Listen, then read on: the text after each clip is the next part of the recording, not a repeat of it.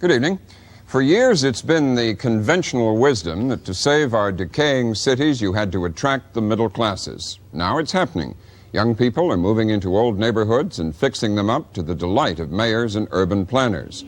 But a lot of poor and working people are not delighted.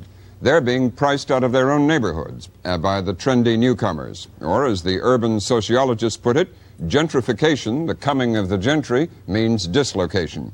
Tonight, saving the cities for whom? Jim? Robin, there's no better example of the situation than Queen Village, an historic waterfront area in Philadelphia. Once an ethnic working-class neighborhood, it's now changing. Young professionals are moving in, cleaning up and fixing up, causing property values to rise and older residents to move out. Charlene Hunter-Gault visited Philadelphia, and here is her report. Wilma Johnson is one of the newcomers to Queen Village. She and her husband, Don, a hospital administrator, have lived in the neighborhood for 4 years. The Johnsons bought this house for $25,000 and have spent all this time fixing it up, mainly by themselves, and figure they'll finish alterations in 2 more years if they hire a contractor. Mark, what are you up to? Meanwhile, they've started a family, 8-month-old Mark and 3-year-old Matthew, who is in nursery school. Wilma used to work as a salary analyst at an insurance firm, but now is a full-time housewife. Wilma and Don, can you tell me why you decided to move to this community? I see us as people that are excited about coming into a city. We're originally from a large city. We like big cities. Coming into a city that is coming back, which is exciting. But we did it for what I think are sound economic reasons. We got quite a bit of house for a reasonable price. It can be a very exciting experience.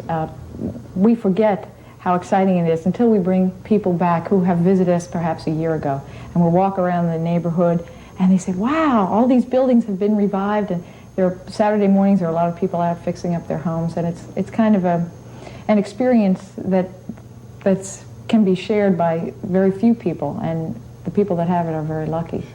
What made you so confident that this was the community you wanted to put your roots down in? In touring various neighborhoods in the city, this one gave us a feeling of resurgence, renaissance, whatever you'd like to call it. We saw houses being rehabilitated that had been rehabilitated, and we had spoken to some of our friends, and we felt there was a good chance that this community would be a full-blown neighborhood or community again. If we were to buy a home in the suburbs, a 4-bedroom home, I think most of our neighbors would be exactly like we are, a young couple with 2 children, because that's the kind of a home they could afford. And we were just talking about this the other day. It's as if Matthew was surrounded by grandparents all the time, and he gets a different focus of life than he would if we were just in a community in the suburbs. And I think it's great.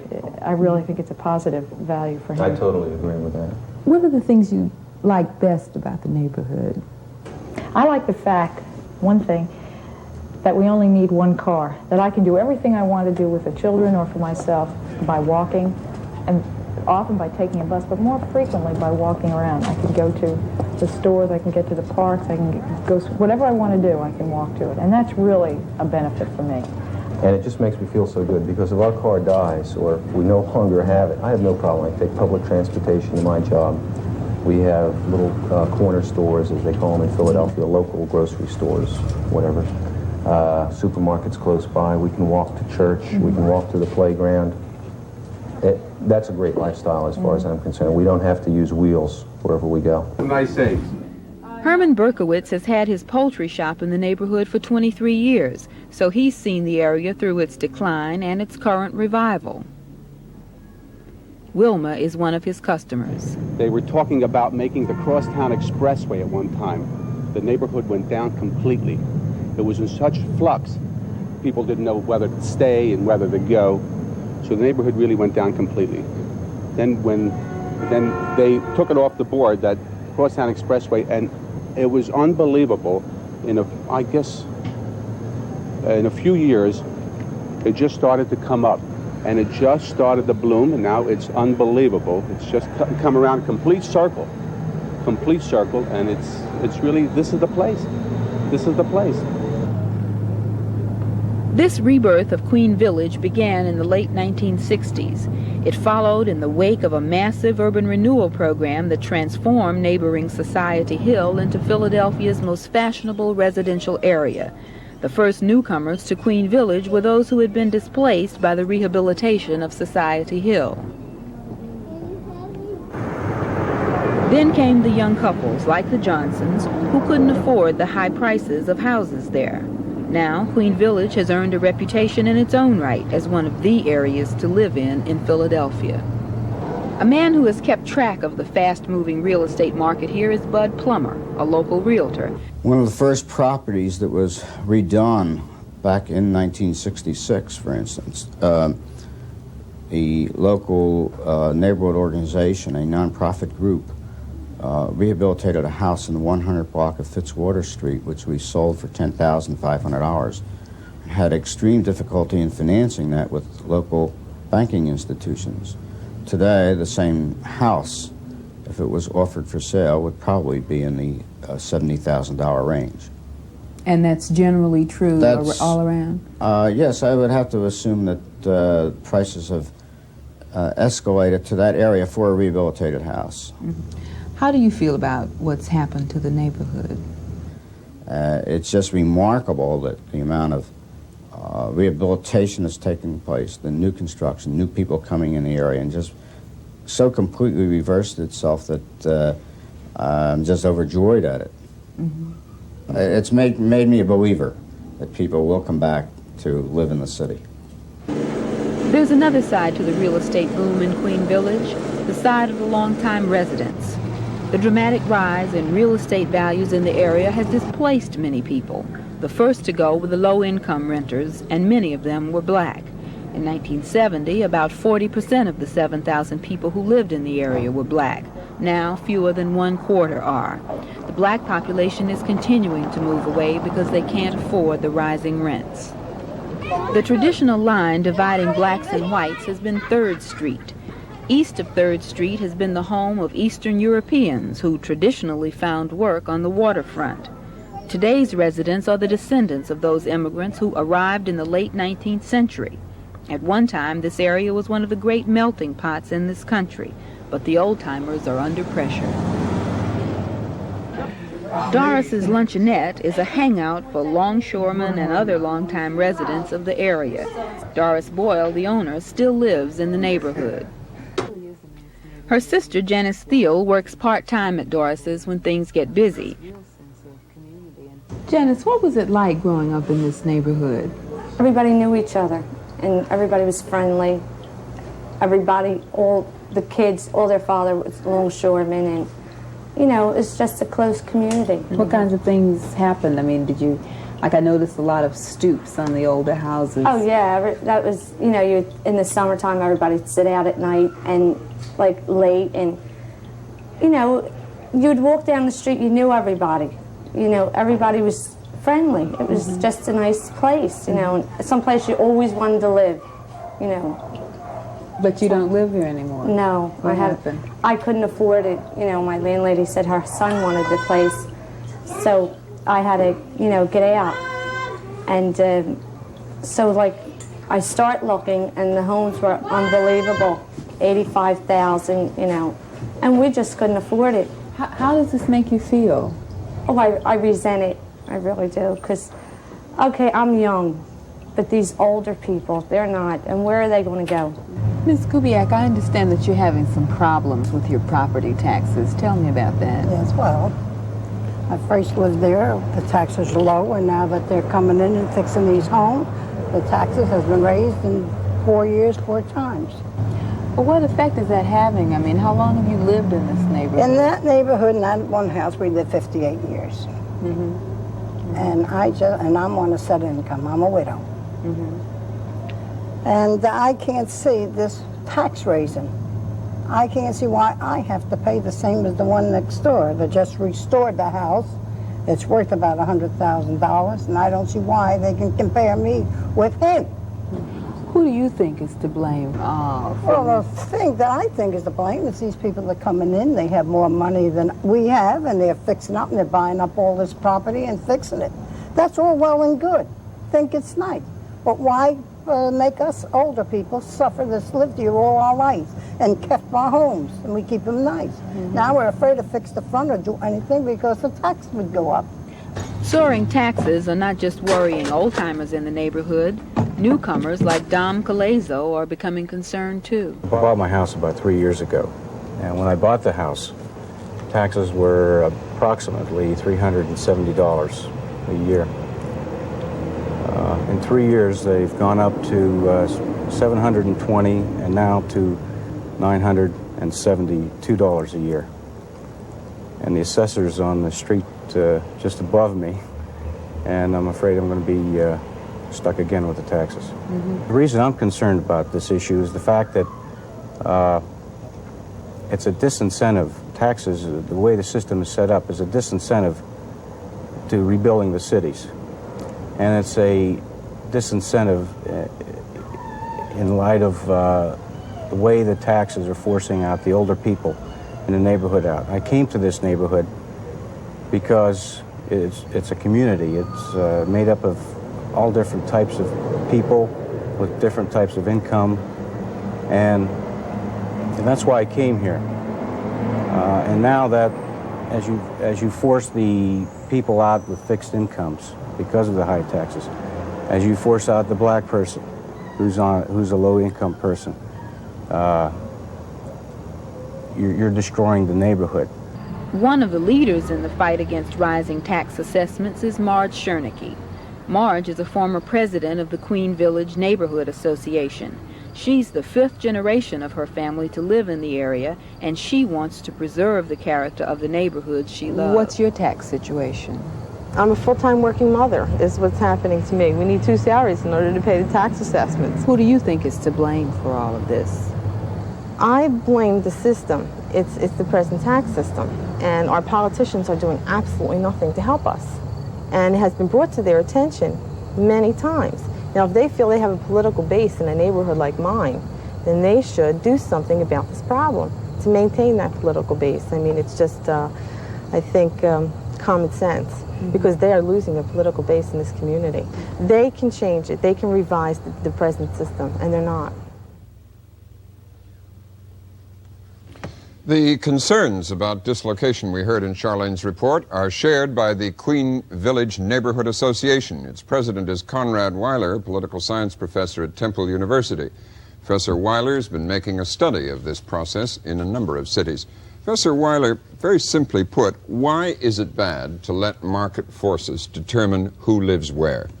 Well, essentially, if we're really interested in saving the cities, I think that the market forces have shown that they're coming in from a position of fear, and they tend to pile up thinking that the city is a dangerous place and a bad place to invest, and so they tend to let one person take the risk and then pile up into that neighborhood, so that in effect we're really creating a bottleneck. If we really want to get the middle class people back into the city, let's open it up so that and let the people know that there are lots of neighborhoods that need this reinvestment. You mean the concentration in one neighborhood out of fear is aggravating problems of dislocation or anything else, is it? Well, yes, it increases the problem of dislocation in that neighborhood, but it denies other neighborhoods that really do need the people to come back the opportunity. And even the average middle-class person can no longer afford Queen Village. So really, the market is in a sense defeating itself and defeating the purpose of saving the city. Now, what can be done about that? Well, I would say that what we really need is, first of all, for the neighborhoods, but then also for the government at all levels to admit that the era of the dying cities is past, and that the era is now the era of trying to have a humane, save city, how to save the city for everybody, and not do it at the expense of the people that live there all their lives and the average working people, but yet also to make a good place for people to come back to. And you think there are practical ways that can be done? Definitely. I think the message has to go down from HUD in Washington all the way down to the city planning commissions, that there's a new ball game. This reinvestment and displacement are things that are happening. Sure, there's still the problems of urban decline, and there's still housing problems. In fact, they're going to increase in the suburbs. But we've got to get the message across. Plan ahead. If we don't plan ahead, it's too late by the time it happens. A neighborhood by itself can't handle the problem once it overwhelms them. It has to be planned for in advance. Okay, we'd like to pursue that in a moment. Thank you. Jim? Yes, the federal government has both policies and programs concerning the revitalization of old neighborhoods and the displacement problems it may cause. Robert Embry, Assistant Secretary of Housing and Urban Development, is in charge of administering them. Mr. Secretary, has the era of dying cities passed? Unfortunately, no. There are still, I wouldn't say dying cities, but cities that are, most cities are losing population. Most cities have a fiscal crunch. But some cities and some areas in cities, like the picture that was just seen by your viewers, are experiencing a movement back in. It's a trend which we're hopeful will continue. You're encouraging it as a matter of policy. Very much. But Conrad's point is certainly well taken, that in those cities where it is beginning to happen, we have to make sure it doesn't happen at the expense of the low-income people in those cities. But it is, in fact, happening at their expense, is it not? It is in some instances. Now, the person who is able to sell their house, a homeowner who otherwise would have no market for their house and is able to sell it at a higher price, who would otherwise want to sell, benefits from it. Those people in the neighborhood who see better trash collection, less crime, and so forth benefit from it. The general populace benefits from higher taxes, revenues from these people who are moving back. But there are people who are hurt by it. The tenant who is forced to move out, or the elderly homeowner who wants to stay and sees his or her property taxes go out of sight and is forced to sell the house. Well, Ms. Secretary, all social change involves balancing pros and cons, or usually balancing cons, I guess. In this case, balancing the good that comes from the middle class moving back to the city versus those who are the problem caused by the displacement this causes, where do you come down? Well, if I had to choose, I would choose the side of the low-income person and make sure that they don't pay the price, which they usually do in our society when there is this conflict. But you really don't have to choose, because the tools do exist if a city uses them to have both middle-class movement back in and permit the lower income or working class or lower income person to stay in the neighborhood who wants to. To stay in the neighborhood. To stay in the neighborhood. And most people who are middle class who are moving in are like the gentleman that was on that film, move in because they like the diversity of the city neighborhood and they don't want to create another suburb where everybody is the same class and the same race. The tools exist, you say, for these people to stay. Give me an example of the kind of tools that are available. Well, there are many, but the city, for instance, Philadelphia, which was cited, gets over $60 million a year in community development money, and that can be used to buy houses in neighborhoods that are beginning to change back and to rent them out to low-income persons or to sell them at a written-down price to owner-occupants with a condition that if they are resold, they have to be sold back to the city. So to humanize it for a moment, the woman that Charlene was talking to in the film, who expressed resentment over what had happened in her neighborhood, she moved out, she can't find a place to live. Under that program, she should be able to have some assistance in paying her rent. Is that correct? And that assistance exists, and she can get it, and the tools are available. And we are requiring, as Professor Weiler indicated we should be doing, we are requiring cities that receive community development money to come up with a strategy to utilize these tools to prevent this dislocation. All right. Thank you. Robin? Let's turn to a man with a somewhat different perspective. Bernard Meltzer is a Philadelphia real estate developer with projects actually under construction in Queen Village. Mr. Meltzer is also a former chairman of the City Planning Commission and the host of a very popular radio talk show in Philadelphia that's also now heard in New York, I believe. Thank you. Mr. Meltzer, does the displacement, as a citizen and a former member of the Planning Commission and as a real estate developer, does the displacement problem concern you? Well, I was chairman of the Planning Commission. Chairman, I beg your pardon. No, I actually, as I saw the film unveiling, I didn't recognize what was happening for one reason. My recollection is the last time we studied in the Planning Commission, Philadelphia consisted of about 160 neighborhoods, distinct neighborhoods, of which 70 or 80 were going downhill. The displacement was from middle class to lower income. In about 5 or 6, the displacement was from lower income to higher income. How recent was that situation? Say a year or two ago. So I quite don't understand what we're talking about here. We're talking about 5 or 6 neighborhoods in the city of Philadelphia, which our displacement is from lower to higher. There's at least 70 or 80 where the displacement is from higher to lower, and for every middle-class family that's moving into the city, there's about 10 moving out right now. So I don't understand where this problem arises that we have to, let's say, worry about housing in one distinct area, because we've got to think of the city as a whole. So you're not worried about the problem that we're discussing? Oh, I'm worried about it from the standpoint of the individual. Yeah.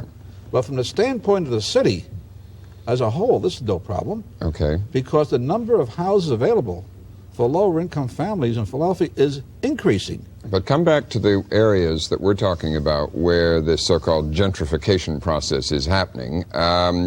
What should be done, if anything, do you think, to ease the pressure on the poorer people being displaced? See, one of the problems we've had, one of the ways we've ruined our cities by government action and by planning, is by planning and government action we've destroyed the balance. The cities historically have been the place for all kinds of people to live. Low, moderate, high, affluent, poor. With the programs we've had, and you just had something like that, I've watched this now for over 30 years. We've destroyed the balance, and we kind of have programs always for, not for middle class families. There's no government money involved in all this. The programs destroy the balance of the city, and a city becomes a poorhouse. Whether it's new brick or old brick, it's still a poorhouse that can't support itself. Your message would be to tell the government to stay out of it. Well, in housing, see, by the way, I've often said the area we're talking about, from South Street to Washington Avenue, from river to river, is an area about 200 blocks. It has been a slum in the past. And I've always said that if the market is let go, this will become a middle-class residential area. The only way to keep it a slum is with plenty of planning and plenty of government money and plenty of projects. If you don't put a lot of government money into this, it's going to escape from you and become a middle-class area. Well, let's follow those ideas up. Jim? Yes, first, back to you, Dr. Weiler, on the first point that Mr. Meltzer made, that actually there's no real problem at all, that for every 10 who are moving, or for every one middle-class family that's moving into the city, 10 are moving out. Well, those figures are clearly wrong. It's partly the question of is the glass half full or glass half empty. The rate of white people from the suburbs moving back into the city is increasing dramatically in the last 4 years using annual housing survey data. The rate of black people moving from the city to the suburbs in 4 years increased 52%. There is definitely massive population shifts occurring in urban America, and it is certainly in Philadelphia more than 4 or 5 neighborhoods in which this is occurring. It depends on how you look. Mr. Secretary, what's the national picture on that? Where you take the Weiler or the Meltzer position? Well, both are correct, I think. Well, they can't both be correct. Well, they are. Mr. Weiler is saying there's been a tremendous increase, Dr. Weiler, in the movement of blacks into the suburbs, a great percentage increase. That's certainly true. But in absolute numbers, Mr. Meltzer is certainly correct that the migration from cities throughout the country of the middle class exceeds the migration out, exceeds the migration in by a dramatic, I don't know if it's 10 to 1, but it's certainly much greater than those people moving back in. All right, while I have your attention, Mr. Secretary, the second point that Mr. Meltzer made, which was, in effect, federal government stay out, you cause more problems than you solve. Well, I don't know that it's limited to the federal government. I'm sure Mr. Meltzer would extend that to the city government of Philadelphia and other government levels. The government does have a heavy hand, but I believe the area immediately adjacent to the neighborhood we're talking about, Society Hill, had a substantial infusion of public money at the request of the city and resulted in a large number of middle and upper middle class people moving in. I would imagine, and these gentlemen are much more expert on Philadelphia than I am, gave rise to some of the middle income pressure on this adjoining neighborhood. So urban renewal money, federal money, has often been used to encourage middle class development, and should be. I don't mean to condemn it. But it is done at the choice of the city, and what I was talking about earlier, these tools that exist are tools that are available to cities like Philadelphia to use as they see fit. All right. Dr. Weller, what is your experience there in terms of what the government's role in this has been, either to encourage or to not encourage gentrification or turning things into slums, which is the alternative Mr. Meltzer just laid out?